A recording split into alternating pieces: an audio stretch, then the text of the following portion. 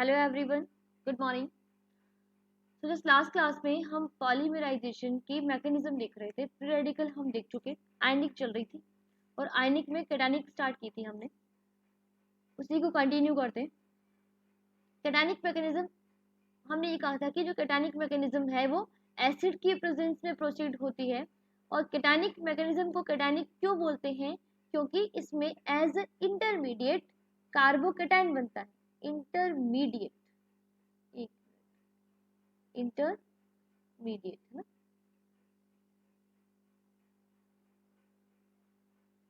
Carbocation बनता है। Okay,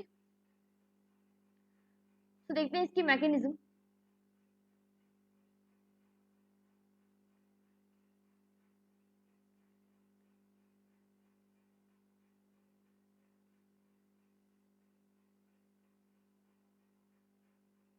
mechanism वही होनी है, पहले चेन इनिशिएट होगी, देन प्रोपगेट होगी, देन टर्मिनेट होगी, जैसे फ्री रेडिकल में हो रहा था।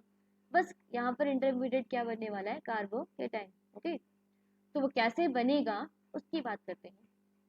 फर्स्ट ऑफ ऑल लिखिएगा आप चेन इनिशिएटिंग स्टेप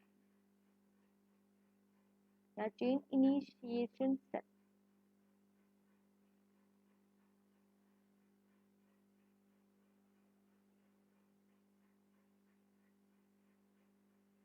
ओके, श्रृंखला प्रारंभिक पद। हमने क्या कहा? रिएक्शन जो है वो स्टार्ट होनी है एसिड की प्रेजेंस में या लेविस एसिड की प्रेजेंस में। तो मैं वो एसिड ले लेती हूँ। मान लीजिए वो कोई एसिड है, ए एसिड है, डेट मीन्स इलेक्ट्रॉन की कमी है, इलेक्ट्रॉन एक्सेप्टर टेंडेंसी है, राइट। एसिड वही होता है ना जो इलेक्ट्रॉन पेयर लेता है। लेविस एसिड जो लोन पेयर ऑफ इलेक्ट्रॉन या इलेक्ट्रॉन पेयर लेता है ना। तो मैं इसको पॉजिटिव से रिप्रेजेंट कर दूं कि इलेक्ट्रॉन की कमी को, कोई दिक्कत थोड़ी है। ये एसिड है, ठीक है।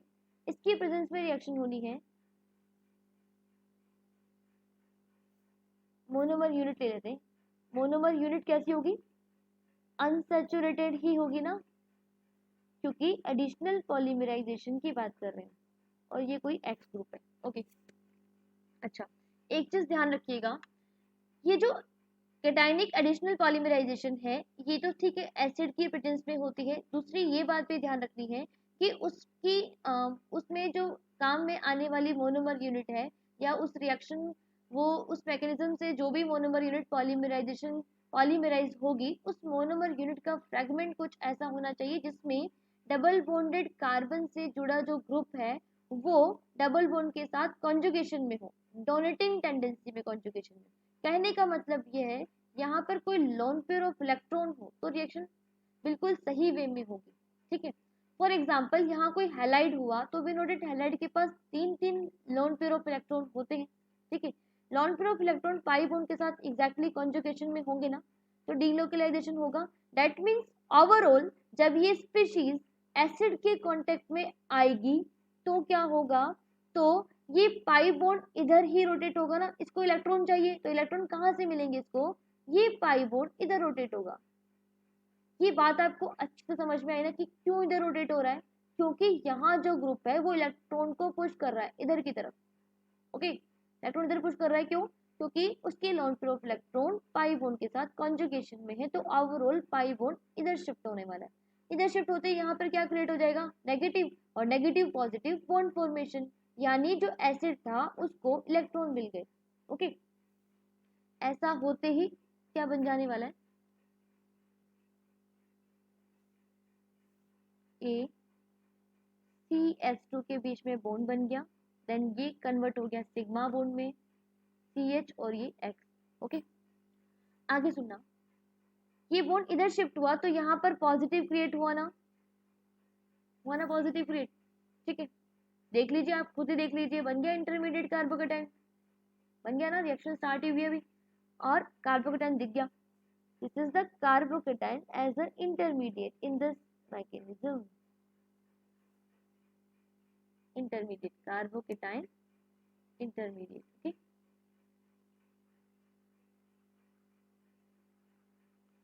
ओके, आगे देखते।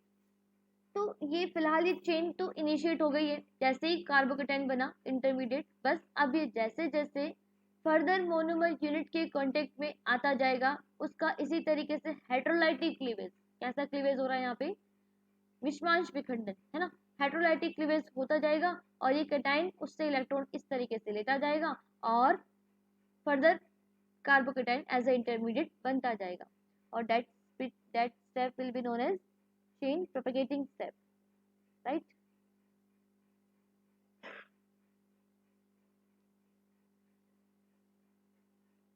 Chain propagating step.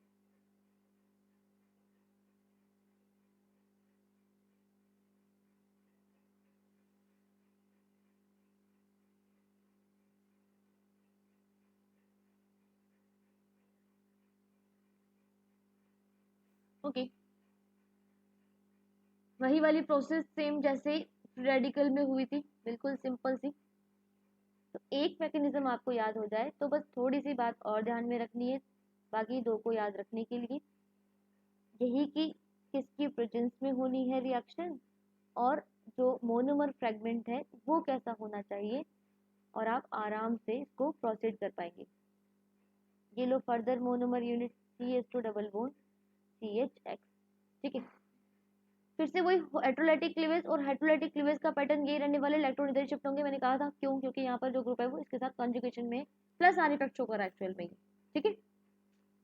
Negative positive bond formation क्या बन जाएगा, A CH2 CH X, इससे बॉन्ड बन गया किसका, CH2 single bond CHX, right, और एक कार्बोकेटाइन रिमेनिंग रह गया। इसी तरीके से ये चेन जो बनती जा रही है ये एन मोनोमर यूनिट के कांटेक्ट में आएंगी, यानी जो भी जितने भी मोनोमर यूनिट है जिसके कांटेक्ट में आ रही है उनके में आएगी और क्या बन जाएगी, चेन बनती जाएगी, आगे से आगे जुड़ती जाएंगी, है ना, चेन प्रोपेगेट होती जाएंगी। तो ये मोनोमर यूनिट ले लो एन टाइप NCH2CHX, ठीक है। और सेम पैटर्न से बॉन्ड क्लीवेज होता हुआ बॉन्ड फॉर्मेशन होता जाएगा जिसको मैं इस तरीके से रिप्रेजेंट कर सकती हूँ, ACH2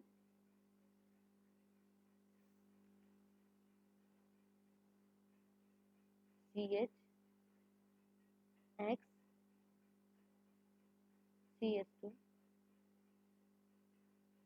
CHX then CH2 CHX, ये वाली यूनिट एन टाइम रिपीट होती जाएंगी और फाइनली एक कार्बोकेटाइन तो रहेगा ही ना, जब तक इसको न्यूट्रल करने के लिए कोई अदर स्पीशीज नहीं आ जाती तो ये तो रहेगा ही, रहेगा ना, बस इस तरीके से प्रोपेगेट हो जाएगी chain. And the next one step is chain terminating step.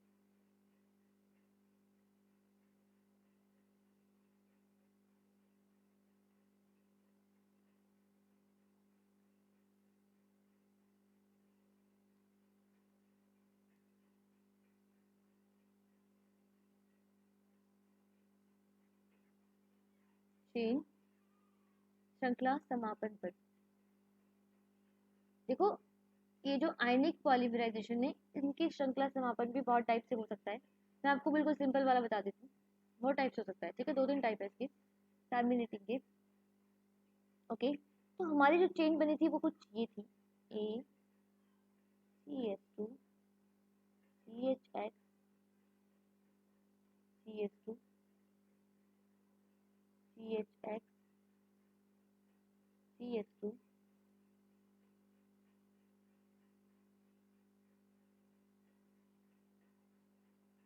CHX, यहाँ पर क्या था, कार्बोकेटाइन, और ये यूनिट मैंने ऐसे शो किया था, राइट। ओके,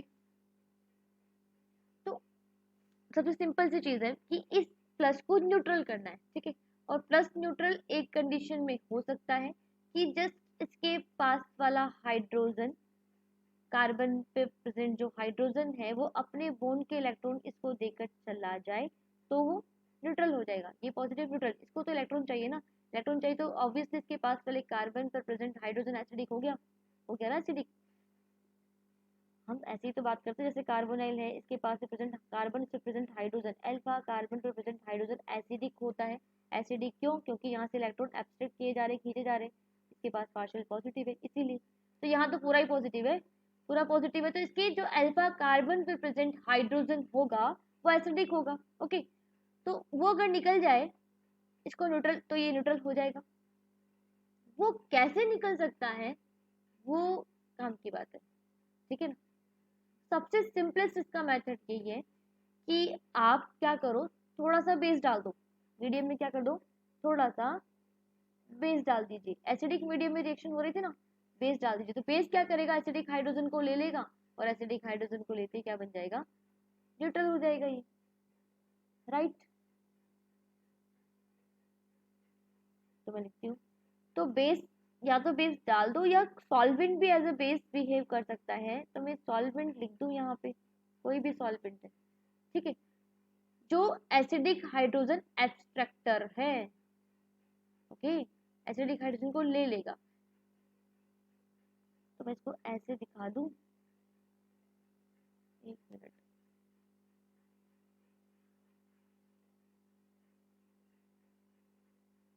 इस H को मैं ऐसे दिखा देती हूँ, ठीक है, देन CH और यहाँ पर क्या है, पॉजिटिव, और मैंने कहा कोई ऐसा सॉल्वेंट हो जो एसिडिक हाइड्रोजन एब्स्ट्रैक्टर हो, या कोई बेस डाल दो, जैसे फॉर एग्जांपल वाटर है, और वाटर में क्या है, H प्लस भी OH माइनस भी, तो OH माइनस जो है वो H प्लस को ले सकते हैं ना, तो ये इजीली अपने बॉन्ड के इलेक्ट्रॉन देके H प्लस सॉल्वेंट के पास चला जाएगा। मैं यहाँ लिखूँ direct minus of H plus, ठीक है, स्पीशीज हो गई न्यूट्रल।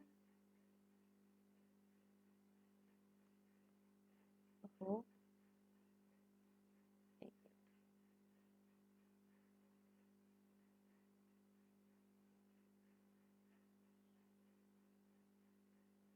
ये बॉन्ड के इलेक्ट्रॉन लेके यहाँ पे शिफ्ट देके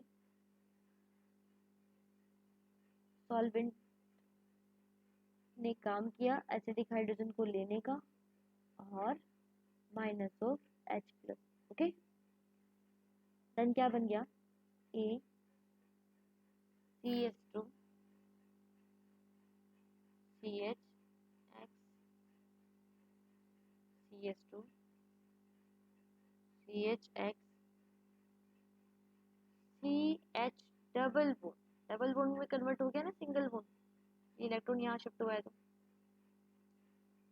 CH ओके, ये न्यूट्रल हो गया पॉजिटिव चार्ज, ये लो एन टाइम, ये यूनिट है ही। इस तरीके से चेन टर्मिनेट हो सकती है, सिंपलेस्ट तरीका था जो आपको याद भी रह सकता है, ठीक है। इसके अलावा और भी कई तरीके, जैसे ये ए इलेक्ट्रॉन लेके चला जाए, फिर ये यहाँ से H प्लस यहाँ आ जाए, और भी दो तीन तरीके हो रहे हैं, ये सिंपल है। और हो भी सकता है ऐसा, सॉल्वेंट क्या कर सकता है, base as a base acidic hydrogen abstract कर सकता है ना। ओके, आगे चलते हैं। तो यहाँ फिनिश होती है कैटाइनिक पॉलीमराइजेशन की mechanism, and the last one is, देखिएगा, anionic additional polymerisation.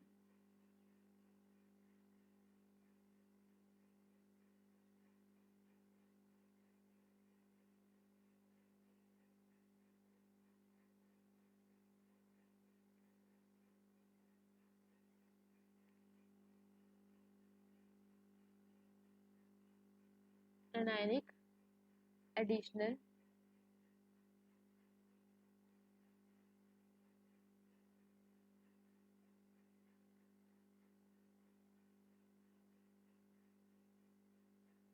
Polymerisation,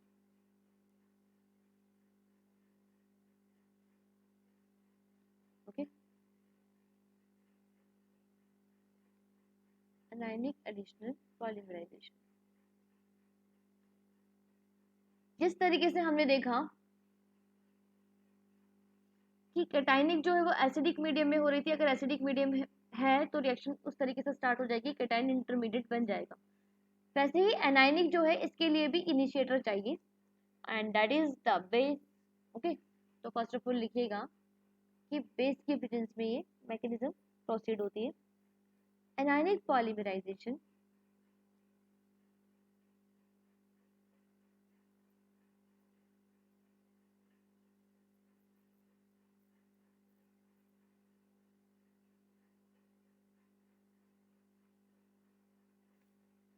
takes place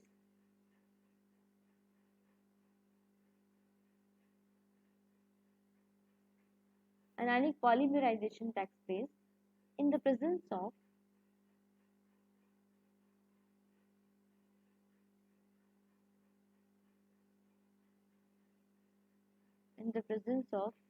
Lewis base या बेस बोल दूं,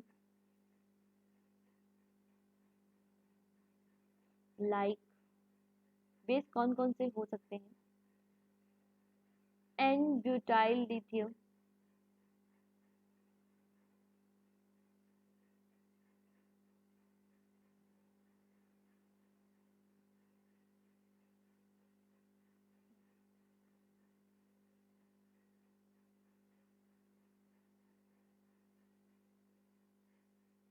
सोडामाइड,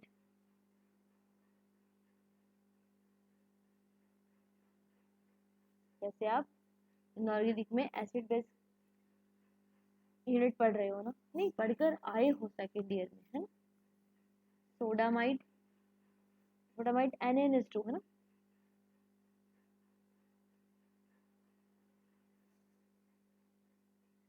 एक्सेट्रा। आगे लिखिएगा, during the polymerisation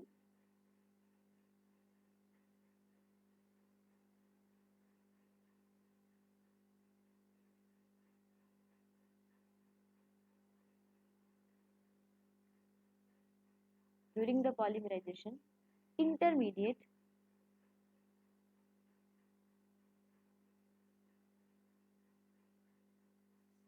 carbocation, sorry carbanion बनेगा ना, यहाँ पे एनायनिक बोल रहे हैं, carbanion will be form.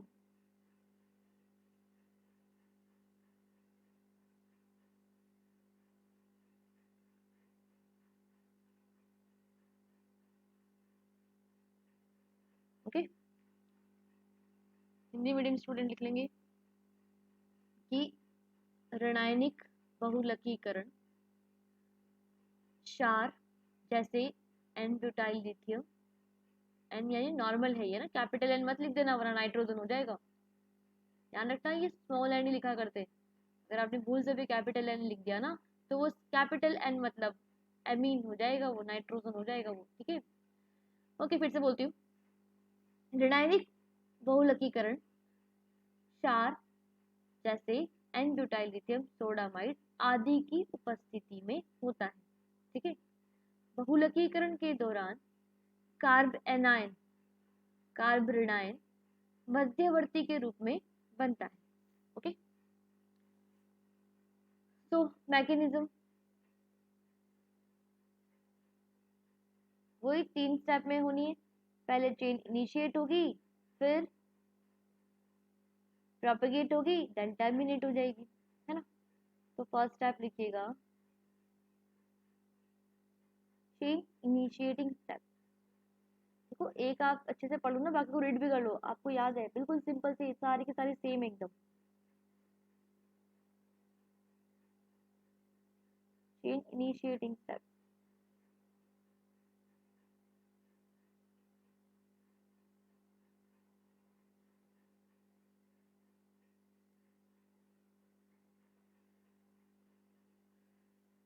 Very simple.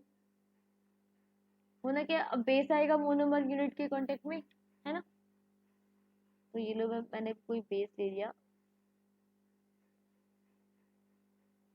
Negative लगा दूं, plus CH2 double bond CH और X। वही कंडीशन, क्या कंडीशन, कि जो मोनोमर यूनिट है वो कैसी होनी चाहिए, अनसैचुरेटेड होनी चाहिए एडिशन के लिए, है ना। तो यहाँ कोई भी ग्रुप है, मैं जी लिख देती हूँ, कोई भी ग्रुप है, ठीक है। वो ग्रुप कैसा होना चाहिए कि बॉन्ड के इलेक्ट्रॉन इधर ही शिफ्ट हो, ध्यान समझना। वो ग्रुप कैसा होना चाहिए कि बॉन्ड के इलेक्ट्रॉन इधर ही शिफ्ट हो, उसके लिए देखो CH2 डबल बॉन्ड CH। और अगर हैलाइड हुआ, जैसे मैं क्लोरीन की बात करूँ, तो क्लोरीन में तो लोन पे इलेक्ट्रॉन है जो कि इलेक्ट्रॉन को पुश करेंगे इधर की तरफ की कॉन्जुगेशन है पाई बॉन्ड के साथ, तब तो क्या होगा, तब तो यहाँ पर नेगेटिव बनेगा और कैटायनिक पॉलीमराइजेशन से कैटायन बनेगा इंटरमीडिएट, है ना। और अगर यहाँ पर कुछ ऐसा हुआ, जैसे मैं यहाँ लिख दूं, यहाँ डबल बॉन्ड है C triple bond N, it's a very good example of this mechanism. C triple bond है, यहाँ देखिएगा नाइट्रोजन की इलेक्ट्रोनेगेटिविटी कार्बन से ज्यादा है ना, तो बॉन्ड के इलेक्ट्रॉन इस तरफ एब्स्ट्रैक्ट होने वाले, इधर होंगे तो यहाँ इलेक्ट्रॉन एक्चुअल में एब्स्ट्रैक्ट किए जा रहे हैं, तो पाई बॉन्ड ओवरऑल इस ग्रुप के इस प्रॉपर्टी की वजह से ये पाई बॉन्ड इस कार्बन की तरफ शिफ्ट होगा ना, इधर नहीं शिफ्ट होगा, ठीक है, क्योंकि अब की बार इसका जो ये जो इफेक्ट है कॉन्जुगेशन के थ्रू ही लग रहा है, ये इफेक्ट, ये कैसा इफेक्ट है, माइनस आर इफेक्ट है, और यहाँ जो इफेक्ट हमने पहले कंसिडर किया था that was plus are effect, ये तो एक कैटायनिक मैकेनिज्म की बात है और ये एनायनिक मैकेनिज्म की बात है, ध्यान रखिएगा। अगर मोनोमर यूनिट में यहाँ जो ग्रुप है वो माइनस आर इफेक्ट वाला है, तब तो एनायनिक मैकेनिज्म से रिएक्शन प्रोसीड होनी है, और अगर वो प्लस आर वाला है तो कैटायनिक मैकेनिज्म से रिएक्शन प्रोसीड होनी है। ओके, देन स्टार्ट करते हैं। दैट मीन्स वो जो कैटायनिक हमने मैकेनिज्म हमने पढ़ी थी, उस वो किसको बनाने का अच्छा मेथड है, किसको, पॉलीवाइनिल क्लोराइड ना, पॉलीवाइनिल क्लोराइड जो होता है वो यही तो होता है CH2 double bond CH Cl, इसी से बनता है ना, तो Cl है यहाँ पे, तो कैटायनिक मैकेनिज्म से ये प्रोसीड होना है। देन यहाँ पर, यहाँ की बात करूँ तो मैं, यहाँ पर क्या होगा, P पॉली एक्रिलोनाइट्राइल PAN, है ना, इसमें बिल्कुल माइनस आर इफेक्ट है, तो तुरंत इस मैकेनिज्म से बेस की प्रेजेंस लो और इससे रिएक्शन आराम से प्रोसीड हो जानी।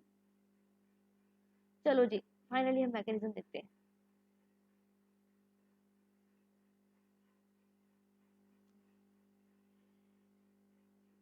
फाइनली आपको ये समझ में आ गया कि बॉन्ड के इलेक्ट्रॉन इधर शिफ्ट होने, क्यों, क्योंकि इसका विथड्रॉइंग इफेक्ट है। ओके, ये इधर शिफ्ट होने, तो नेगेटिव जो है वो यहाँ जो कार्बोकेटाइन बनेगा उसको इलेक्ट्रॉन दे देगा ना, इलेक्ट्रॉन की कमी जो भी होगी उसको इलेक्ट्रॉन दे देगा। ओवरऑल इस बेस ने क्या किया, इस बेस ने ये किया, इलेक्ट्रॉन डेफिशिएंट सेंटर से तो खुद अटैच हो गया इलेक्ट्रॉन देके, और इस स्पीशीज में रिमेनिंग रह गया एनायन, राइट, एनायन रह गया, बन गया ना इंटरमीडिएट कार्ब एनायन, बस, दैट मीन्स मैकेनिज्म कहलाएगी anionic mechanism, carbon anion as a intermediate बन गया है। Okay, now the next one step is chain propagating step। बस ये एनायन जब जब ऐसी मोनोमर यूनिट के कांटेक्ट में आएगा, तो जैसे जैसा काम बेस कर रहा है बस वैसा ही काम ये करने वाला है नेक्स्ट मोनोमर यूनिट के साथ, है ना, और एनायन रिमेनिंग रहता जाएगा, तो लिखिएगा chain propagating step.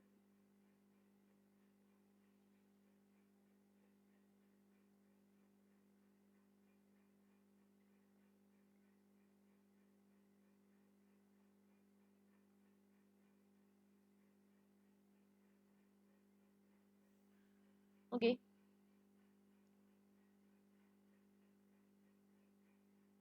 D CH2 CH और कोई भी ग्रुप जो कि माइनस आर इफेक्ट वाला है, ये कांटेक्ट में आए नेक्स्ट मोनोमर यूनिट के, ये लो CH2 डबल बॉन्ड CH और ये कोई ग्रुप है, तो बॉन्ड इसी तरीके से क्लीव होगा और ये नेगेटिव इसको इलेक्ट्रॉन दे देगा, और फाइनली क्या बन जाएगा, B CH2 single bond CH, यहाँ पे कोई ग्रुप है, देन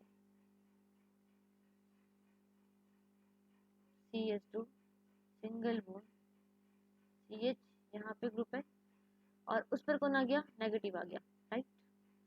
अब ये इसी तरीके से further and further monomer unit के कांटेक्ट में आता जाएगा, जो जितने भी मोनोमर यूनिट रिएक्शन मिक्सचर में प्रेजेंट है, जो भी इसे कांटेक्ट में आएगी सबसे इस तरीके से बॉन्ड फॉर्मेशन करता जाएगा, और फाइनली चेन प्रोपेगेट होती जाएगी। तो मैं लिख दूँ N monomer unit that is NCH2 double bond CHG, ठीक है, तो ये बन जाना है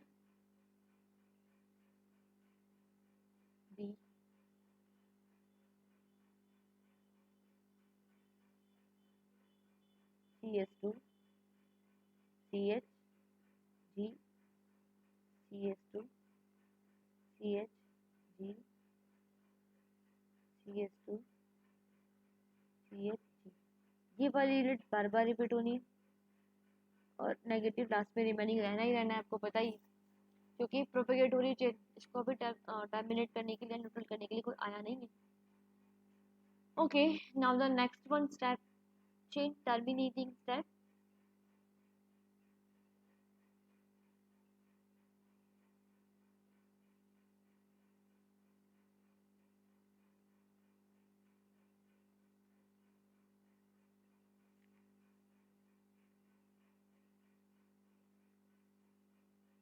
chain terminating step. Okay, very simple, जैसे हम टर्मिनेट करवाते हैं बस वैसे ही थोड़ा सा दिमाग लगाना है, टर्मिनेट हो जाएगी। B CH2 CH G CH2 CH G CH2 CH G, ये नेगेटिव। ओके, कैसे टर्मिनेट हो सकती है? बिल्कुल सिंपल सा कॉन्सेप्ट लगा लो कि इस नेगेटिव को कोई इलेक्ट्रॉन के पास कोई एसिडिक हाइड्रोजन आ जाए तो टर्मिनेट हो जाएगी, ये इसे बॉन्ड फॉर्मेशन कर लेगा, है ना, तो आराम से टर्मिनेट हो जाएगी। यानी एनायनिक मैकेनिज्म जब प्रोसीड हो रही हो, बेसिक मीडियम में रिएक्शन हो रही हो, तो आप थोड़ा सा एसिड मिला दो, है ना, या सॉल्वेंट में प्रेजेंट कोई H+ है तो वो क्या कर सकता है, इसको न्यूट्रल कर सकता है, और जैसे ही न्यूट्रल हो जाएगी तो रिएक्शन वहीं फिनिश हो जाएगी, आगे चेन और नहीं प्रोपोगेट होगी। ओके, ये CH2, एक मिनट इसको नीचे लिखना पड़ेगा मुझे।